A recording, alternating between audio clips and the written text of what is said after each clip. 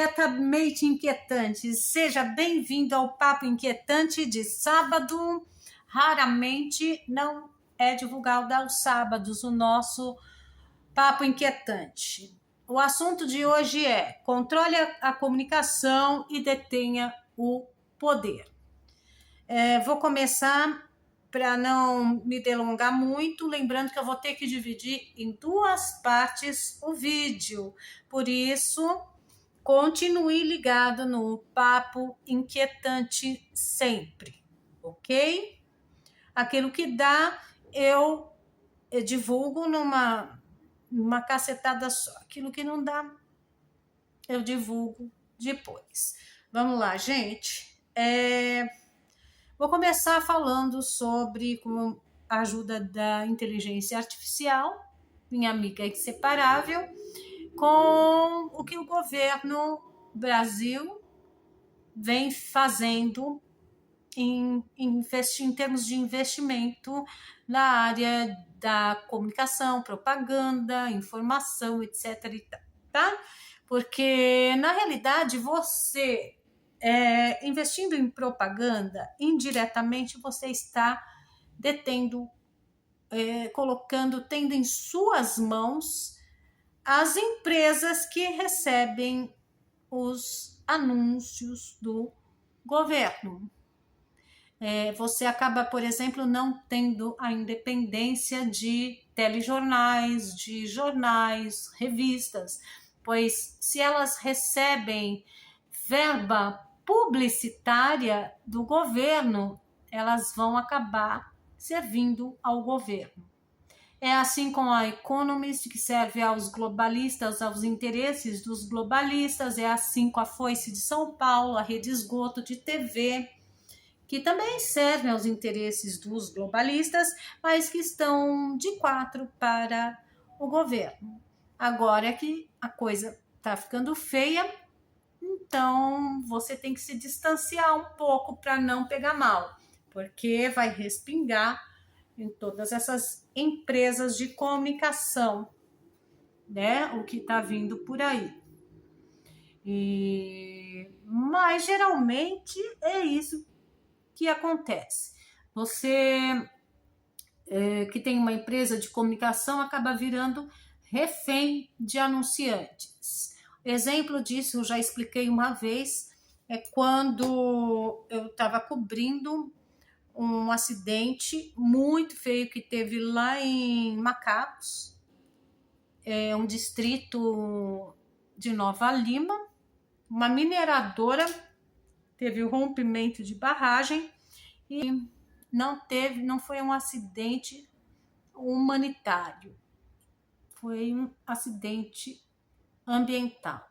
Eu fiz uma maravilhosa reportagem, cobriu o assunto, né? Fiz a matéria, estava assim detalhada demais, entrevistei um monte de gente. E quando eu estava editando, o dono do jornal dá uma maneirada, porque a gente pode conseguir um jabazinho lá na frente. É assim que funciona. E tempos depois, já havia mudado o dono do jornal, né? E adivinhe só quem que estava anunciando.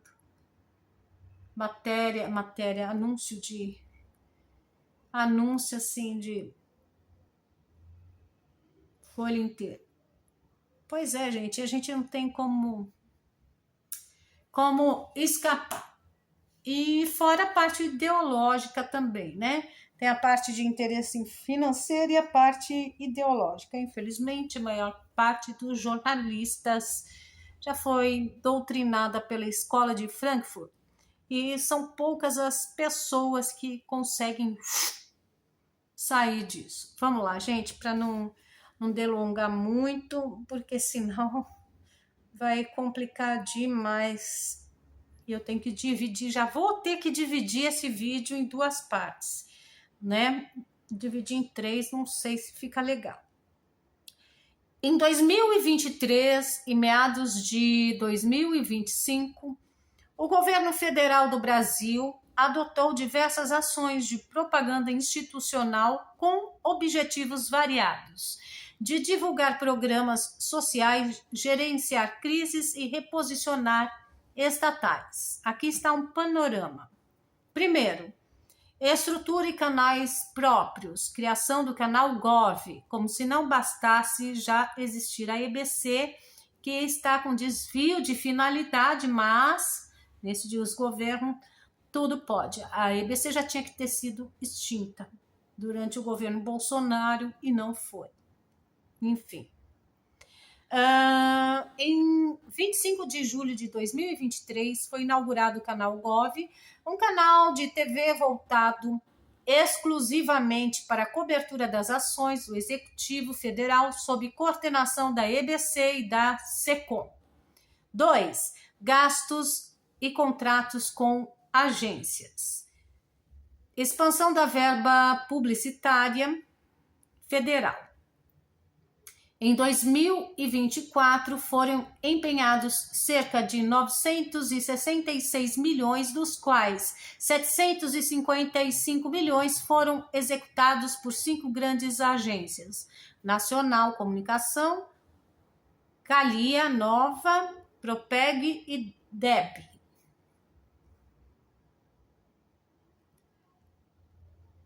Para 2025, os valores previstos chegam a 3 bilhões e meio, distribuídos entre ministérios, bancos e estatais.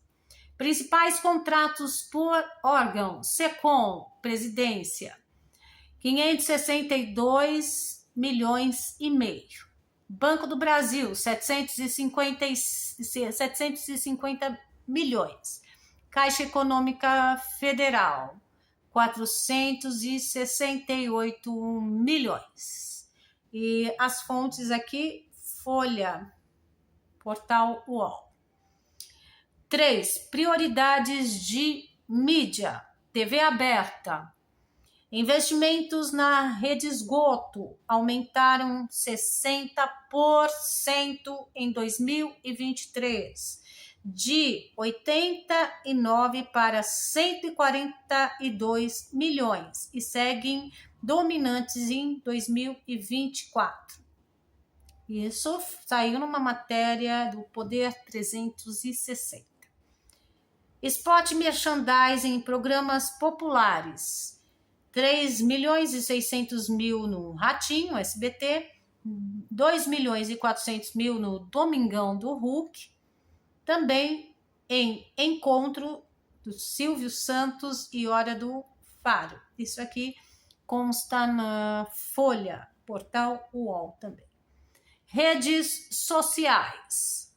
Entre janeiro e fevereiro de 2025, a SECOM gastou 1.115.000 no impulsionamento de 48 publicações nas plataformas da Meta, que é Facebook e Instagram, promovendo temas como agronegócio, educação, combate à fome. Faz-me rir tudo isso, né? E o programa Acredita. Isso aqui está na Gazeta do Povo, fonte de informação, tá, gente? Em meados de 2023, havia previsão de licitação de entre 200 e 240 milhões para comunicação digital no ano seguinte, que foi 2024. 4. Campanhas e temas estratégicos. Programas sociais e marcos institucionais. Destaques: divulgação do novo PAC, lançado em agosto de 2023, do programa Pé de Meia, que tá cheirando mal, tá com chulezinho, né? E o PAC, vocês sabem onde que vai parar também, né? Não preciso nem comentar. Do programa Pé de Meia, do Ministério da Educação. Mais acesso a especialistas, Ministério da Saúde, e Brasil é dos brasileiros, campanha institucional da SECOM, com custo estimado de 50 milhões em 2025. Está na Folha também, no portal UOL. Combate a, entre aspas, desinformação e saúde pública. Investimentos institucionais incluem campanhas contra, entre aspas, fake news, ou seja, calúnia, injúria e difamação, né?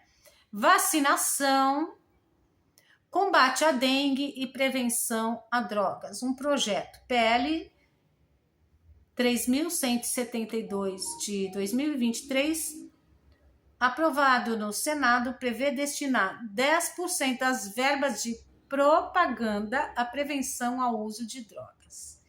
Bom, uso de drogas é uso de drogas, né, gente? Aí eu não posso falar nada. Portal UOL também. Bom, gente, eu vou falar aqui um pouquinho sobre o ano, o gasto e a propaganda institucional, tá bom? Em 2023, teve o início das ações digitais com impulsionamento via redes sociais e estreia do canal Gov. Em 2024, 966 milhões empenhados, sendo 755 bilhões executados, e presença forte em TV e redes sociais.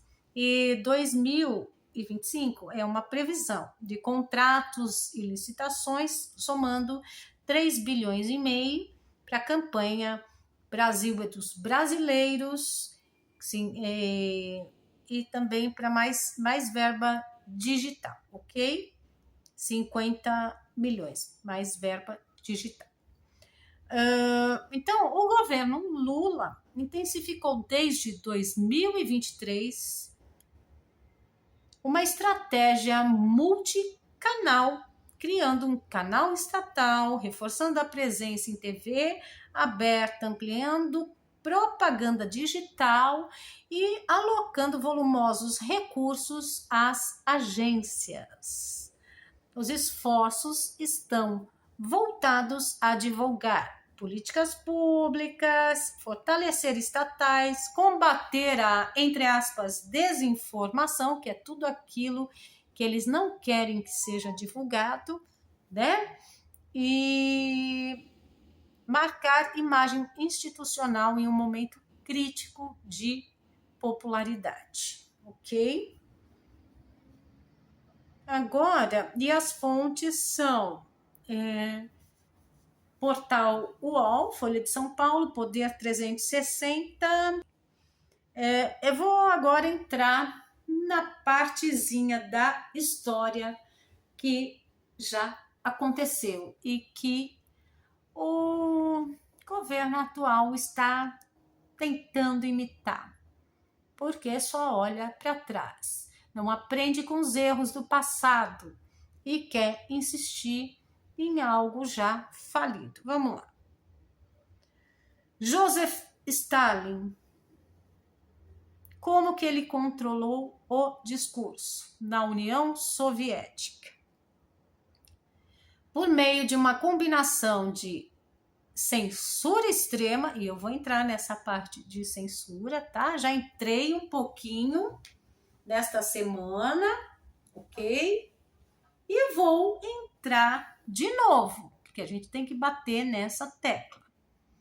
Então, vamos lá. O Stalin controlou o discurso na União Soviética por meio de uma combinação de censura extrema, propaganda massiva e repressão violenta. Objetivo: garantir a hegemonia ideológica do Partido Comunista e consolidar seu poder pessoal. Aqui estão os principais mecanismos. Primeiro, monopólio da informação. Censura estatal absoluta. Tudo que era publicado, jornais, livros, revistas, filmes, música, peça teatral, precisava ser aprovado pelo governo. Ideias contrárias à linha do partido eram proibidas. Proibição de imprensa livre. Todos os veículos de mídia pertenciam ao Estado. A crítica a Stalin ou ao regime era considerada traição ou sabotagem. 3. Bibliotecas expurgadas. Livros inadequados, entre aspas, eram removidos ou reescritos, incluindo obras de Marx e Lenin que contrariavam a nova interpretação stalinista. Vocês se lembram que já teve obra do Olavo proibida? Já reescreveram a história nos livros de história que são direcionados para as escolas estaduais. Já reescreveram a história nas faculdades, ok? Agora estão avançando com a censura através do S3F, que fez cair parte do artigo 19 do Marco Civil da Internet, que garantia total liberdade de expressão.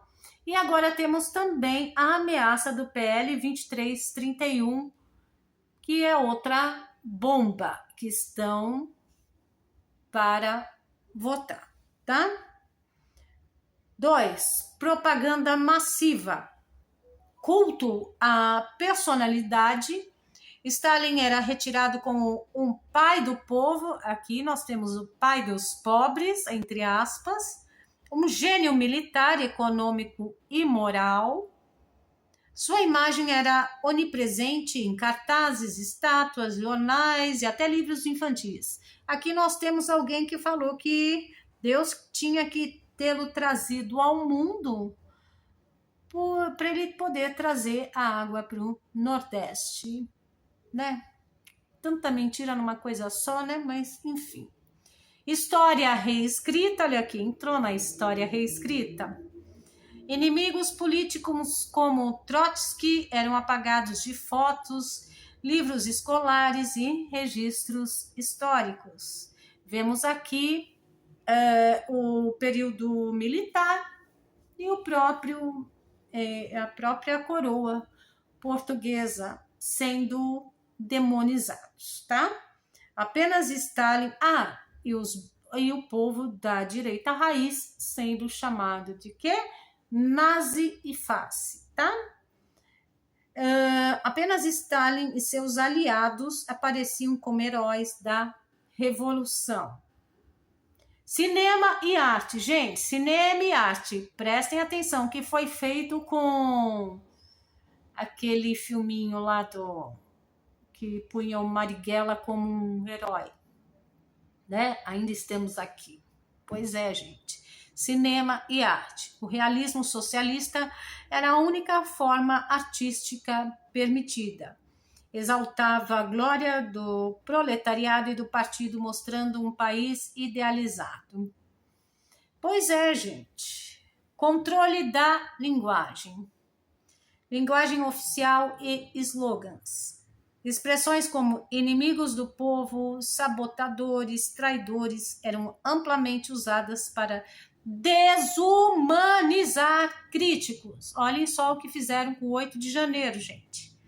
A linguagem reforçava a vigilância constante e a lealdade obrigatória. Mudança de significados. Palavras como democracia, liberdade, justiça eram reinterpretadas à luz do socialismo soviético. Aqui o que estão fazendo? Censurando em nome da democracia, não é verdade? Em nome também da justiça. A linguagem deixava de descrever a realidade e passava a servir ao regime. 4. Terror e repressão. Grande expurgo entre 1936 e 1938. Intelectuais, jornalistas, escritores e até comunistas leais foram presos, torturados ou executados por pensamentos desviantes. Autocensura. O medo fazia com que as pessoas se autocensurassem, inclusive em conversas privadas. Piadas políticas podiam levar à prisão ou morte. Denúncia e vigilância. A população era incentivada a denunciar vizinhos, colegas e até familiares por atitudes contra-revolucionárias. O controle do discurso sob Stalin criou uma sociedade conformista, paranoica e ideologicamente sufocada.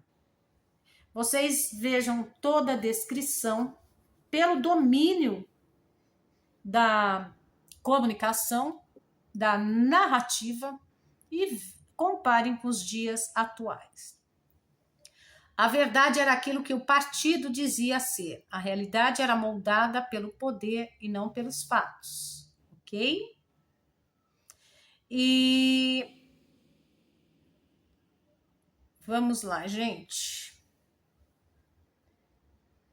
Principais semelhanças com, né? Vamos falar sobre o Stalin.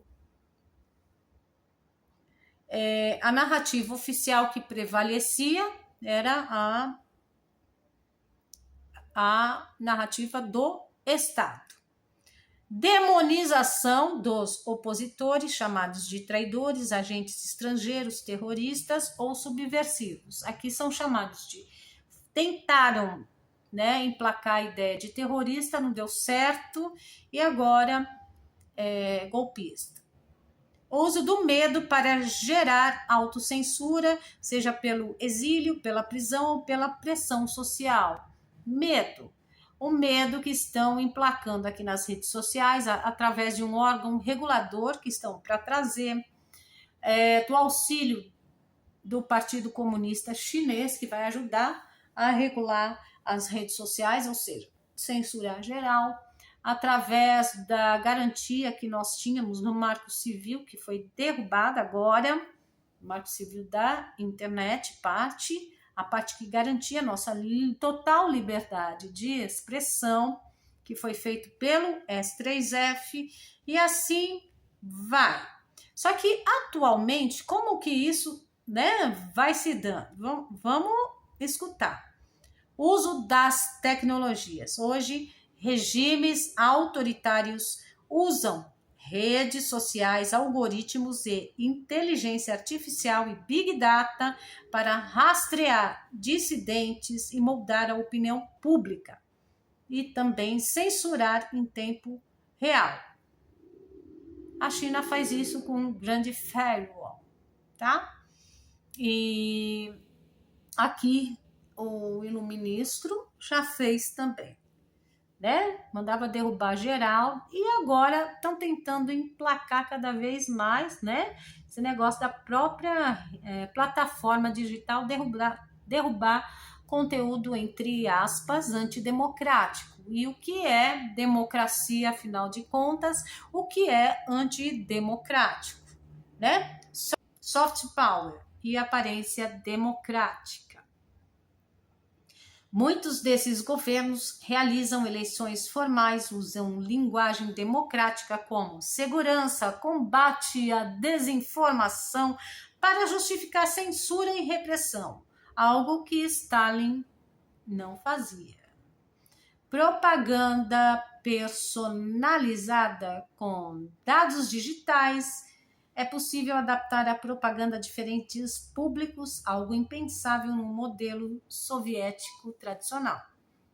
Tá? Só a tecnologia que permitiu isso. O controle do discurso permanece como um pilar central de regimes autoritários, mas hoje ele é mais sofisticado, digital e adaptável. A essência do stalinismo, silenciar a dissidência, impor uma única verdade e moldar a linguagem, ainda está viva em muitos governos, embora sob novas roupagens e aparentemente democrática, ok? Se quiser, então, eu vou ir detalhando. Vamos lá, vamos detalhar mais um pouquinho. China. Partido Comunista Chinês, censura e controle da internet. A China criou o Grande Firewall, um sistema de censura digital que bloqueia Google, Facebook, Instagram, WhatsApp, Twitter, YouTube, sites de notícias estrangeiros como BBC, New York Times. Existe uma lista de palavras proibidas, ok? Por exemplo, liberdade, independência, etc. Que, se digitadas, levam à exclusão automática de posts e bloqueio de contas. 2. Vigilância digital. O governo usa inteligência artificial, reconhecimento facial e sistemas de crédito social para monitorar cidadãos. Pontos são atribuídos a cada pessoa com base em seu comportamento político e social. Críticas ao governo resultam em restrições, viagens, empregos, acesso a serviços. 3. Propaganda ideológica. Xi Jinping aparece constantemente na mídia, retratado como um líder visionário e infalível. Escolas e universidades são obrigadas a ensinar o pensamento Xi Jinping. Histórias negativas do passado chinês são apagadas ou reinterpretadas como sacrifícios necessários. 4. Reescrita da história. O massacre da Praça Tiananmen, 1989, é omitido dos livros escolares e da internet. A Revolução Cultural e o Grande Salto Adiante são tratados de forma vaga ou heroificada. Ok? A partir da semana que vem, eu vou falar sobre o risco para as democracias, do controle da comunicação, da informação. Vou entrar um pouquinho na Rússia, ok? Riscos para democracias e continuar falando mais um pouquinho de Brasil também, já que tem um projeto da Talíria, que ela quer acabar com as redes sociais do Brasil.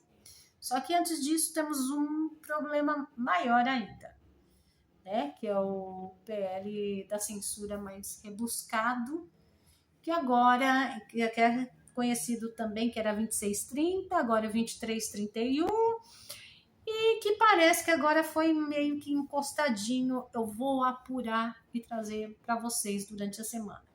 Aí no sábado eu vou continuar com o assunto, com este tema, controle da comunicação, monopólio da informação, e depois eu vou continuar com vocês com a janela de Overton, que fala sobre como uma ideia inaceitável, impensável, vai e se torna um projeto de lei. Como que é incutido isso na cabeça das pessoas. Infelizmente, esse vídeo não teve tanta visualização, mas é importante que todos saibam como que nós somos manipulados sem percebermos, tá bom, gente? Um abraço. Mais uma vez, peço que se inscrevam, deixem um like e compartilhem para ajudar canais fora da curva, fora da Matrix. Bye, bye. Soft power é aparência democrática. Muitos desses governos